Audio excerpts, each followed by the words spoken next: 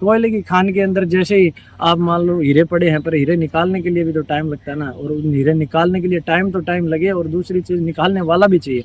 जैसे इंडिया के अंदर अब 12th करने के लिए 12 साल देते हैं हम, तो 12 साल के अंदर ही 12th होती है। तो वैसे ही गेम का भी एक पीरियड है, जैसे नेशनल मेडल है तो 4-5 साल मिनिमम लेगा ही लेगा वो।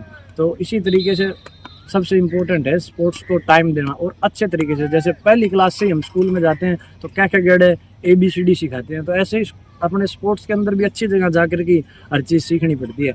अपने स्कूल ना जा कर के अपने पढ़ाई नहीं कर सकते अपने घर के अंदर, या फिर किसी के पास जो पता ही नहीं, बच्चा पढ़ लेगा नहीं पढ़ेगा। वैसे ही स्पोर्ट्स है सेम, अगर उसकी तरह देखें तो माँ बाप क्या करते हैं, 12वीं करवाने के लिए 12 साल देते हैं, पर नेशनल मेडल के लिए उनको 2 साल चाहिए इंडिया के अंदर।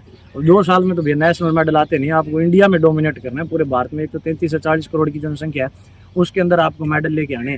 तो ये सबसे बड़ी प्रॉब्लम है, आप 2 साल के अंदर कुछ नहीं करते, और ज़्यादा एफर्ट घर की प्रेशर के कारण आप ज़्यादा जान लगाते हो शरीर का, जो आपने अभी काम ही नहीं किया मसलों पे, उसके अंदर एफर्ट लगाते हो। उसके कारण क्या होता है, वो मसल जैसे हैमस्ट्रिंग हो गई, कमर का पेन हो गया, या फिर कोई भी दिक्कत होगी, तो बहुत इंजरी के दर्द रहते हैं, दर्द हो जाता है, इंजरी हो जाता है। तो ये सबसे बड़ा रीज़न है इंडिया और विदेश के देश के अंदर।